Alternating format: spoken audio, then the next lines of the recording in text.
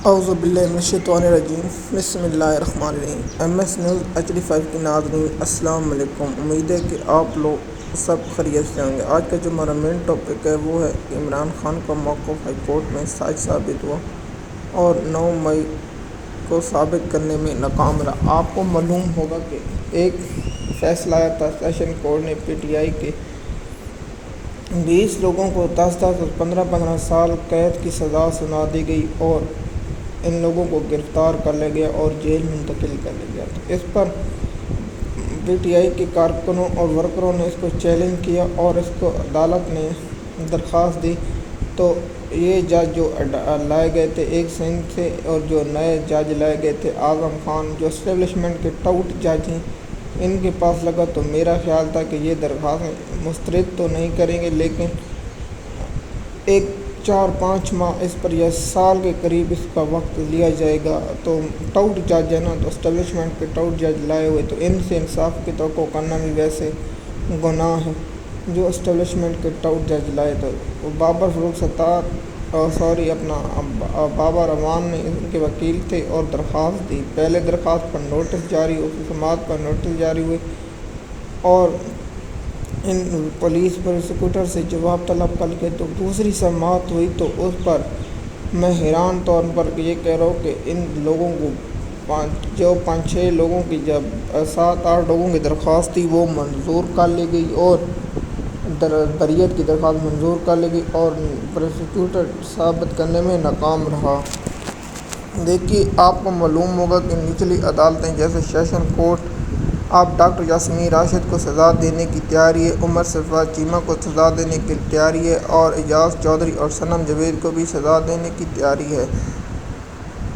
سب کو معلوم ہے کہ صنم جاوید رہا ہو چکی ہے اور صنم جیسی بہادر بیٹی اللہ سب کو دے۔ سب سے پہلے عمران خان صاحب کا موقف اور ایکس پر پلیٹ فارم پر وہی جو پہلے بیانیہ تھا، جیل جانے سے پہلے بیانیہ وہی تھا جو عمران خان کا۔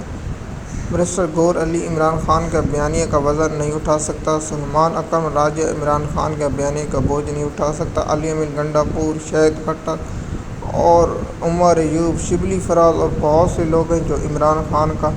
بیانیے کا بوجھ اٹھا نہیں سکتے، لیکن صنم جاوید عمران خان کے بیانیے کا بوجھ اٹھانے میں رہی ہے۔ اب میں تو اس میں چاہتا ہوں کہ صنم جاوید پاکستان تحریک انصاف کی ڈاکٹر یاسمین راشد کے بعد بہادر خاتون ہے، علی حمزہ کے بعد تو عمران خان کا موقف ٹھیک ہوا۔ جب بھی یہ کیس صحیح عدالت میں سنا جائے گا، صحیح حساب سے سنا جائے گا تو ہوگا۔ کیا عمران خان کو 9 مئی کے کیسوں میں سزا جو چل رہی تھی وہ کیا سست کیوں ہوئی؟ اس کے پیچھے بہت گہری سازش ہے کہ عمران خان کی درخواستیں جو لاہور ہائی کورٹ نے مسترد کی ہیں ان کا موقف اور ان کی جو ہے وہ آ چکے ہے کہ عمران خان صاحب نے سازش تیار کی تو تفصیلی فیصلہ یہ آ چکا ہے۔ اب اس کو سپریم کورٹ میں چیلنج کیا جائے گا اور سپریم کورٹ جب چیلنج کیا جائے گا اور سماعت کے لیے مقرر ہوگا تو اس پر جو جج ریمارکس دیں گے یا جج اس پر آئینی بینچ کے سامنے لگا تو آئینی بینچ کے کسی جج کے سامنے لگا تو آپ کو معلوم ہے کہ فیصلہ اسٹیبلشمنٹ کی مرضی کے مطابق ہے، لیکن جج جب سوال کریں گے جو وکیل کریں گے تو ہمیشہ پروسیکیوٹر ثابت کرنے میں ناکام رہے گی۔ دوسرا کہ عمران خان صاحب نے وہی کہا کہ جس نے فوٹو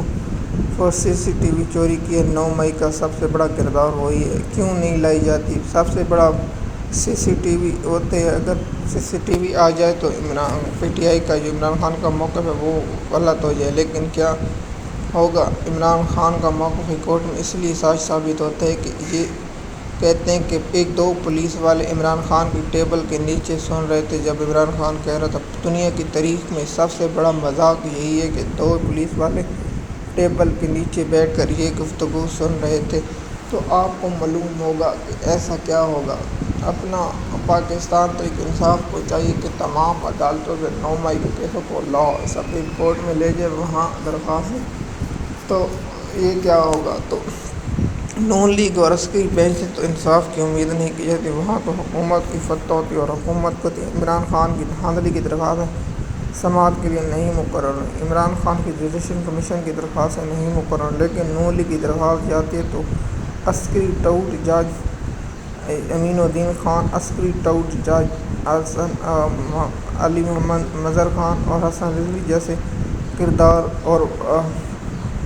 جمال مندوخیل جیسے کردار، ہاشم ڈوگر جیسے کردار اور بہت سے ایسے کردار جو سامنے آ جاتے ہیں۔